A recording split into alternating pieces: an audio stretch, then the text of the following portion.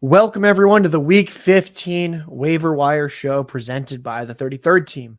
I'm your host, as always, Josh Larky, joined as always by my co-host, Ryan Reynolds. Today, we're going to go over the top ads for Week 15. We're going to very briefly recap the two exciting Monday Night Football games, and then we'll talk about quarterback, tight end, and defensive streamers. The top ad of the week should be Ty Chandler. Alexander Madison has a high ankle sprain. Maybe they sign someone, but right now it's just Ty Chandler and then special teamer Kane Nwangwu on the running back depth chart. The practice squad has Myles Gaskin, who I think we both like, but again, he's on the practice squad. And then 7th round rookie bruiser back, Dwayne McBride. Chandler is at the very least in line for a ton of touches at Cincinnati, Week 15.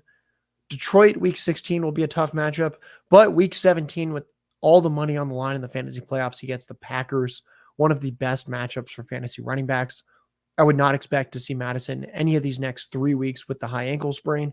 And I think Chandler has legitimate fantasy RB2 viability where he's getting 15 or so touches a game with some of them skewed towards the passing game. Ryan, what do you want to add here? Yeah, I mean, the thing that I like about this is the Vikings have the 5th scoring defense right now, which is remarkable, and their offense has just been non-functional the last 2 weeks, so it would make sense for them to try to just, more conservative game plans, run the ball, especially with outdoor games late in the year. So I don't view Chandler as a volume monster at all, but like you said, the depth chart's so thin, he could see, 15-plus touches over the next few weeks. Yeah, we also have the Justin Jefferson injury. We'll monitor that, but should he miss, it should be a pretty extreme run-heavy game plan this upcoming Saturday, because, again, we have a few Saturday games. Next is D'Onta Foreman. Post-bye week, D'Onta Foreman was healthy for Week 14, and he leads the backfield in snaps, carries, routes, targets. Overall, he had 13 touches. Khalil Herbert and Roschon Johnson combined for just 4. The schedule's tough this week. The Bears are at the Browns, but then they get the Cardinals and the Falcons Week 16 and 17. Game script should at the very least be in their favor for those. And we've seen that this rushing attack's been generally pretty efficient all season. I prefer Chandler just because we've seen so much movement in this Bears backfield where Week 12, Roschon Johnson was the bell cow. Then they have a bye, and then suddenly Roschon only has 1 touch. So that's kind of where I'm at. Is that how you see it as well? That Chandler, it's just a little bit easier to see the guaranteed touches.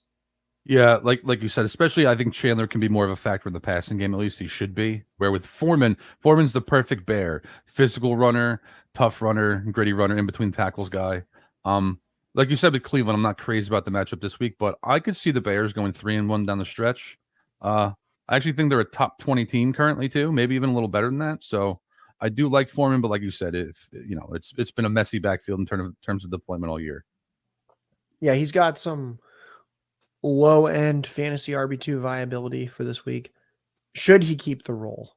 So there's some question marks. Yeah. Another one with question marks is Zamir White. Josh Jacobs left Week 14's game early with a knee injury. Then it was reported that he did not practice yesterday because of a quad injury.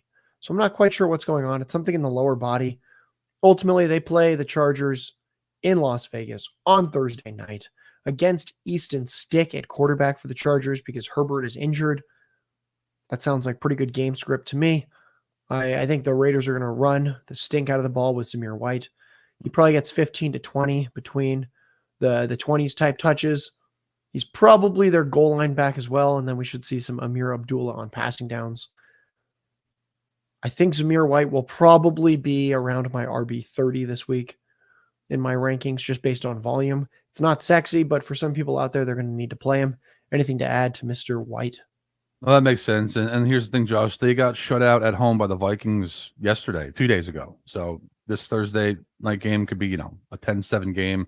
Not really interested in betting on this offense. But again, if you're in desperation mode in the playoffs at running back 2, Zamir White probably isn't going to get 10-plus carries if Jacobs misses this contest. Guys, that's Ryan Reynolds, NFL on Twitter.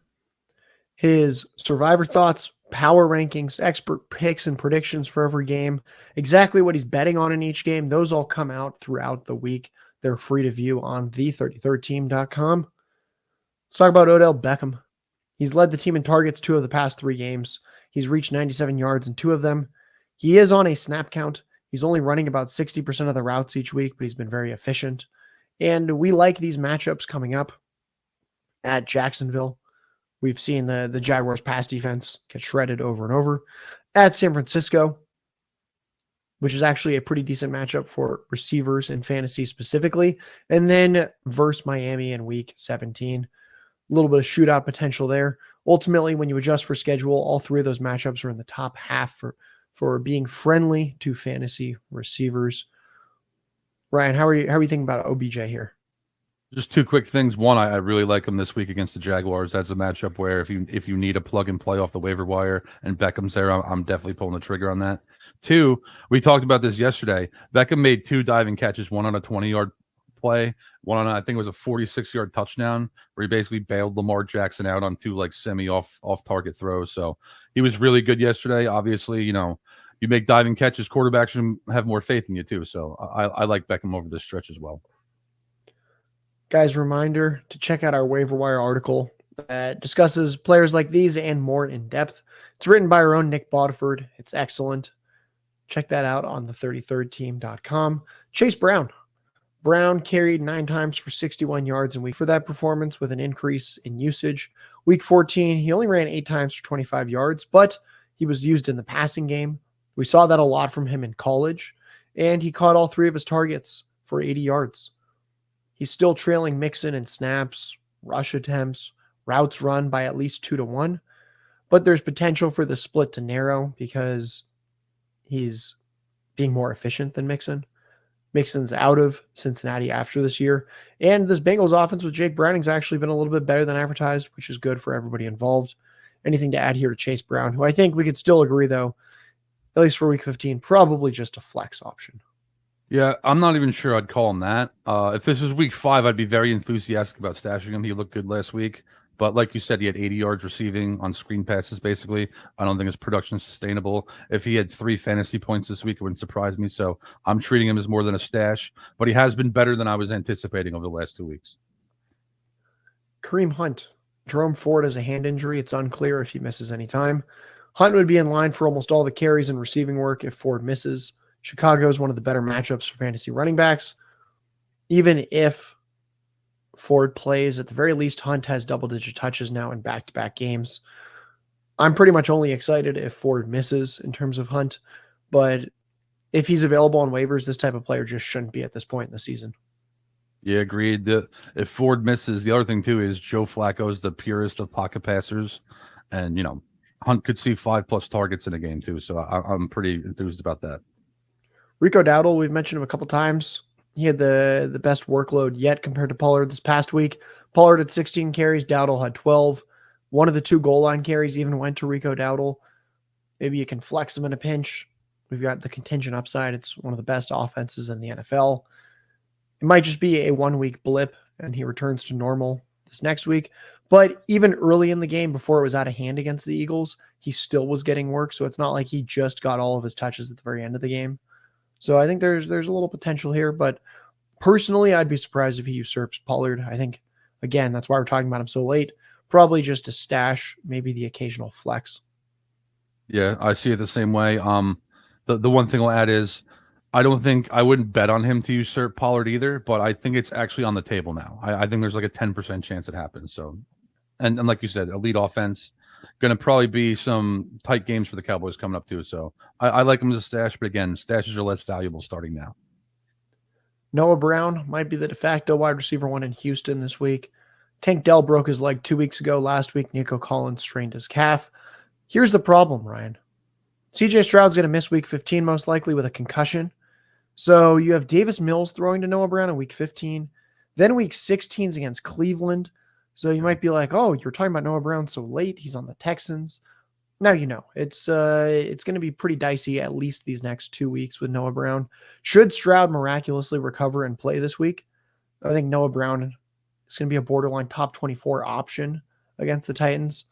But assuming Stroud misses and it's Davis Mills, you're looking at this fantasy wide receiver 3, wide receiver 4 type. Yeah, I love that, Josh. I see it the same way. Ultimately, we're trying to win these things, so I'm not starting him with Davis Mills either this week. No. But if you get to week 17, here's the thing too, guys. You don't really want to face anyone on the Texans' passing attack against the Titans. So I'd drop guys like Josh Downs for Noah Brown. So I'd rather face Josh Downs than Noah Brown without even a second thought. Our last top ad, Demarcus Robinson. Very surprising. Demarcus Robinson, 29-year-old veteran receiver. Week 13, he had 5 targets. That's a 15% target share. He caught 4 of them for 55 yards and a touchdown. That's 15.5 fantasy points. Week 14, ties with Cooper Kupp for the team leading 10 targets. That's a 26% target share. 3 of those 10 targets came in the end zone. He caught only 3 of 10 for 46 yards and a touchdown. Again, that's usable, 13.5 fantasy points. Now they face Washington in week 15. Tutu Atwell's concussed. Demarcus Robinson, very, very low floor, but I'd say actually some type of upside option this week because of that matchup against the Commanders, where it wouldn't shock either of us if Stafford throws for 304. Yeah, much like Tom Brady with the number changes with everyone, I hate that stuff because wide receivers wearing number 15 and number 6, it's just harder to remember all of it. And I mentioned that because on that touchdown pass, I actually thought at first glance Demarcus Robinson was Puka. So, solid veteran receiver. Matthew Stafford can make anyone a producer. And like you said, the Commanders this week, if Demarcus Robinson had 6 catches for 60 yards and a touchdown or 2, that's not off the table at all. You're on mute. Before we turn to streamers, let's talk about those Monday night games. We've had weeks of disappointing Monday night games. I'm still sick, as you can probably tell by my voice. I was very disappointed because we had 2 pretty wide spreads. The Packers were supposed to beat the Giants handily. The Dolphins were supposed to beat the Titans by roughly 2 touchdowns. And I got to say, it cheered me up watching those games last night. We had 2 great games. The Packers traveled to New York to face the Giants, and the Giants beat them on a field goal with time expiring, 24-22. We had 3 lead changes in those final 10 minutes. Ryan, what did you think about Jordan Love without Christian Watson? Because I, for one, was pretty disappointed in the Packers offense all night. Yeah, 3 comments on that. First is I kind of feel bad for Packers fans because they've said things like, oh, we have another one, like as if Jordan Love's going to be the next Aaron Rodgers. And you guys have just become so used to Hall of Fame quarterback play. So when a guy has a good game, you overreact to it, where Love's fine, and he was fine last night. But without Christian Watson, that's a mediocre offense like they've been for most of the year. Jaden Reed, Josh, I think I'm going to have wild best ball exposure to Jaden Reed next year. That's something that's been a growing sentiment for me. And, one more comment on this game, Josh. It has nothing to do with the Packers, though. Saquon Barkley had a horrifying fumble in that game that almost cost the Giants the game. I live in New Jersey, so I know firsthand how tough the New York media is. He's very lucky they won that game because it would have been bad news this week if that fumble essentially cost the Giants a win. Yeah, that's a good point. Let's talk now about the Titans at the Dolphins. Titans won on the last second, 28-27. If I remember correctly, this was the first time that a team was down 14 points with 2 minutes to go and came back to win. I saw the 33rd team account tweet that out. They posted on Instagram. I believe it was 0 for 247 or 740. Ryan, do you remember that stat? Yeah, it was a lot. There were hundreds of games that have been at least a 14-point lead with 2 minutes left, and there had never been a comeback until Will Levis's Titans. Would you say this was Levis's best game yet? Because we talked a lot at the time about how his 4-touchdown debut was a little bit fraudulent. I thought this was actually his best overall performance. Yeah, I mean, 2 comments on this. One, there was a game years and years ago where Peyton Manning came back against the Bucs, where that one made sense. Peyton Manning just shredded them for 4 or 5 minutes. I think they came back from 21 in 5 minutes or so. But when this one, I still still not entirely sure how Tennessee did this. There weren't major massive plays or anything. It was just a very bizarre game, very bizarre ending. But like you said, one, Will Levis is the perfect Titan quarterback. He's personality wise, him and Mike Vrabel. That makes a lot of sense. And 2, this is also the sort of game where if you're thinking about next year, it's going to be hard to ignore this when you're figuring about are we going to give Levis a full season? We're going to give him another shot. So I think he might have earned that with this one, actually. Yeah, I think so. Yeah, I watched the the final 10 minutes of the game this morning on a condensed game just to kind of rewatch it. And I was blown away that it kind of reminded me that the Dolphins had almost 2 minutes at the end of the game to try and make a comeback. Yeah. There was like 3.5 minutes left in the game. And then over the next like 100 seconds, they scored 2 touchdowns and had a 2-point conversion. It was very weird stuff to watch. It was. A few other things that were strange. We had just the ultimate grinder back stat line from Derrick Henry. 17 carries, 34 yards, 2 touchdowns. Tajay Spears had 6 catches, 89 yards receiving. That should have been expected, that there was some kind of boost given that the Dolphins were 2 touchdown favorites. And sure enough, it kind of played out like that, where they really were up by 2 touchdowns up till the very end of the game. And then the last thing I'll say is that I think Tyreek Hill's injury solidified why he should be in the MVP conversation. This Dolphins offense looked pretty terrible for most of the game. Pretty much the second that Tyreek Hill went down with the ankle injury, it was very obvious that even with Tua Tagovailoa, 2 fast running backs, Raheem Mostert and Devon Achane, and a Pro Bowl caliber receiver in Jalen Waddle, that's not enough. You need the cheetah. That makes them one of the most dangerous offenses in the NFL. Ryan, let's assume that it is a low ankle sprain, even though I've seen some people out there saying it's the high ankle mechanism, in which case his season's mostly done. Should he return for next week? Do you think this actually helps him in the MVP conversation? Obviously, having 60 yards in a game isn't great, but letting people see what he means to this team, I think that might help him should he return in week 15. Yeah, I definitely think it helps him. I don't think he's going to win, but I do think it helps him because, like you said, they played the Titans too, who I think had 4 wins going on last night. So, and the offense didn't work without him. So, yeah, I've thought the whole year that in terms of like Tua or Tyreek, it was Tyreek in this race, which I didn't feel that way about Stafford and Kupp. But yeah, I mean, there's definitely an argument if he hits 2,000 yards as well. Let's talk about some quarterback streamers. Matthew Stafford in SoFi Stadium, which is a mostly dome environment, will welcoming in the Washington Commanders pass defense. Stafford's hit 23 fantasy points, 3 straight games. He now gets the easiest matchup possible for fantasy quarterbacks. Here comes 300 passing yards. Here comes multiple passing touchdowns. I have Stafford ranked in my top 5, maybe even higher than that for this week for fantasy quarterbacks. Those fantasy rankings will hit the33team.com later this afternoon. Ryan, remember that Yahoo 10-teamer that we discussed that I drafted? $250 one many weeks ago? That's Justin Herbert team. I'm currently most points for in the league. That is a Yahoo 10-teamer, which means it is waiver priority. I have not made a waiver claim this year. I have number 1 priority.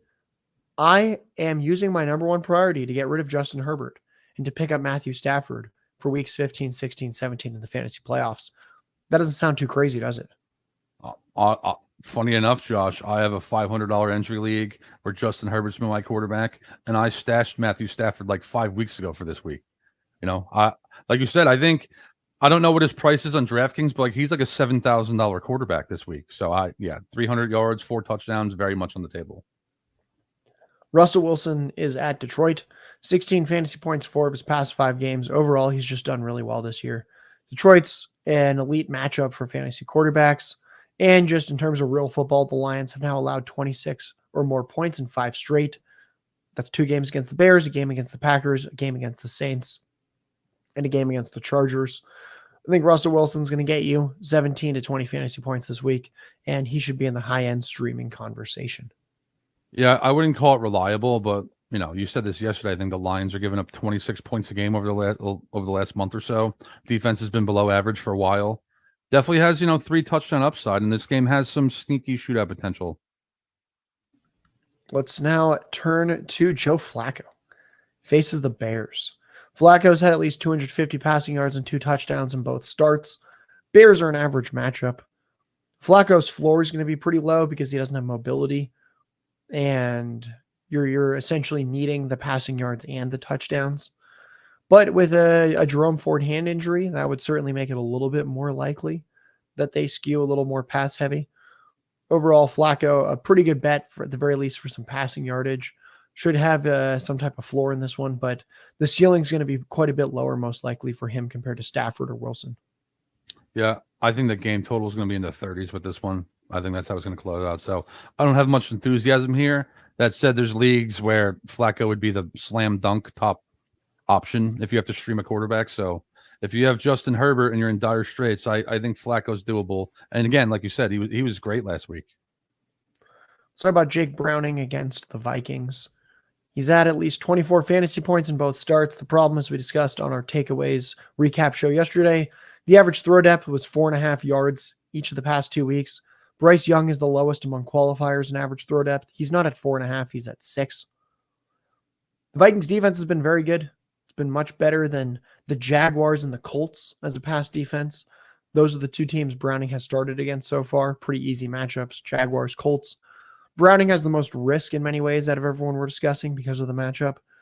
But I think we'd be foolish to deny that he has shown a pretty good ceiling these past 2 games.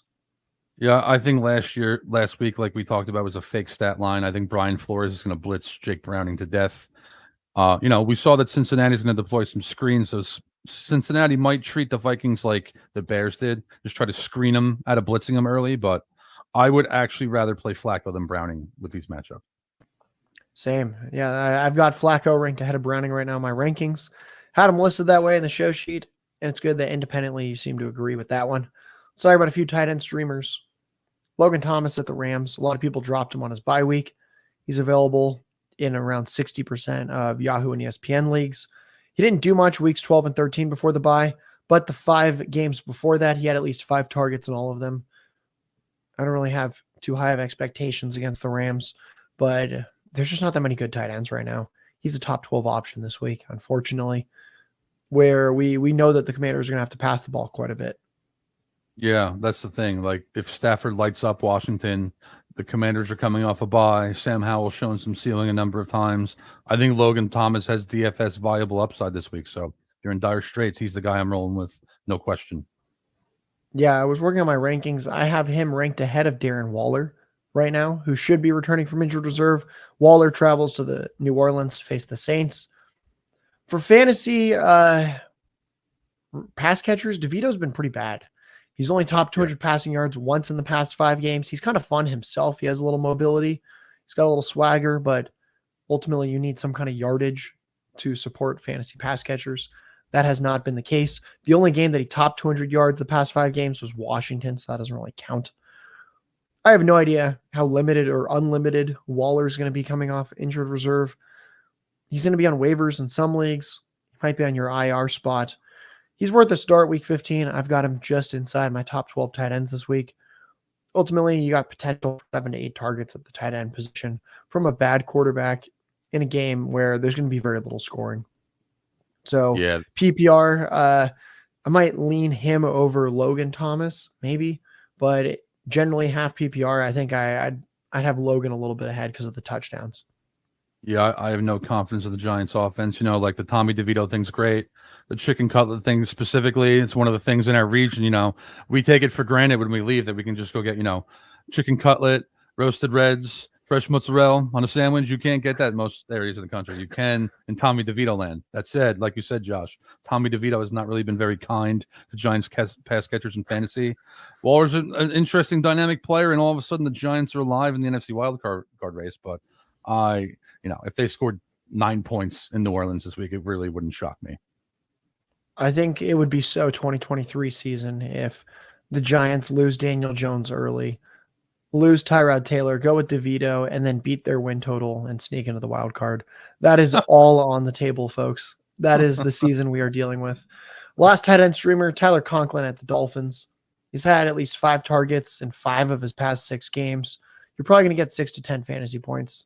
I do not have him ranked as a fantasy tight end 1 this week, but if we're talking about streamers, we have to go a little deeper than those first 2 guys. So we'll at least give you a mention, Mr. Conklin. And Ryan, I have to say this was our best ball final pick darling this offseason. We couldn't get enough Conklin. I'm going to say we were right. He's currently he's at 39 yards per game. That's a career high. He's at 46 catches, 506 yards already through 13 games. The problem is no Aaron Rodgers. He hasn't scored a touchdown yet this year. But I'm going to go ahead and say pat on the back. Great process on our end. Identifying Tyler Conklin as a guy that was going to have 650, 750 yards, 5 to 7 touchdowns with Aaron Rodgers. We have been robbed of that season. Yeah, man, he can play, man. He's a good player. But like you said, the drop off from Aaron Rodgers to Zach Wilson is like the drop off from the Deadpool actor to me in terms of, wealth and looks. So very, very thin. But, the Jets are probably going to play in a negative gain script here. So there's worse options than Conklin. Yeah, Zach Wilson did have 300 passing yards and 2 touchdowns last week against the Texans in some rainy New York conditions. So, hey, anything can happen.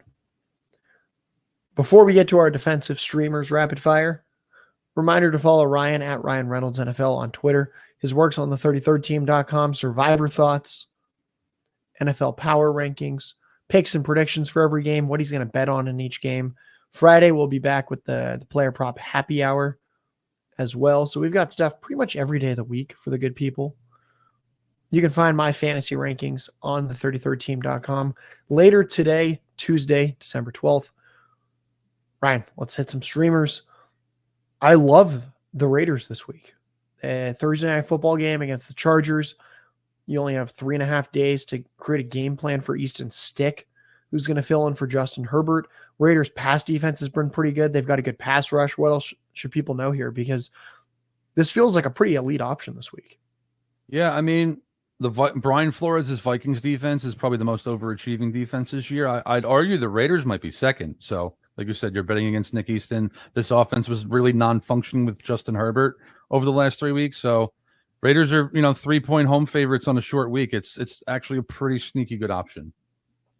Another one that I think we never would have seen being a good option. The Titans defense hosts the Texans. Probably no CJ Stroud, no Nico Collins, no Tank Dell. I mean, wow. Even on a short week with the Titans having just played a Monday night, we should be excited about this one, right? Yeah, I mean, as long as Stroud's out, I think the Titans are very, very streamable. Like you said, 2 weeks ago, we would never even consider this as an option, but that pass rush can derail a game, and Davis Mills is a super volatile quarterback. I love this option, actually. Let's talk about the Vikings. At the Bengals, they just shut out the Raiders. What else do we need to know? They're, like I said before, they're going to blitz Jake Browning. Brian Flores is a very aggressive defensive coordinator. Cincinnati's counter is probably going to be that they screen him out. They try to screen him out of the blitz. But if you think Minnesota's going to win this game, I'm streaming the Vikings defense. The Falcons travel to Carolina to face Bryce Young's Panthers. They scored 6 points against the Saints last week. There's just nothing going on this offense. Anything else we need to know about the Falcons? No, we don't have to get too cute here, Josh. You just play anyone against the Panthers' non-functional offense. Clearly, Frank Wright wasn't the only problem in Carolina. Can we say the Colts are the same thing? You just play defenses against Mitch Trubisky at this point? Yes, with the addition that the Colts, as a fantasy they're like actually the second or third scoring fantasy defense this year. That doesn't really make sense to me. But yes, just play anyone against Mitch Trubisky all year. And then lastly, I think we can play the Rams against the Commanders. Howell takes a lot of sacks. It's probably going to be trailing game script. We have to pass a lot. Anything else to add to how this Rams defense has looked this year? You have Aaron Donald against a volatile offensive line. And like you said, trailing game script. I could see Howell throwing a couple interceptions, taking 3 or 4 sacks. Folks, that'll do it from us. From myself, Josh Larky. From my co-host, Ryan Reynolds, from the 33rd team. This has been the Week 15 Waiver Wire Show. Thank you, everyone.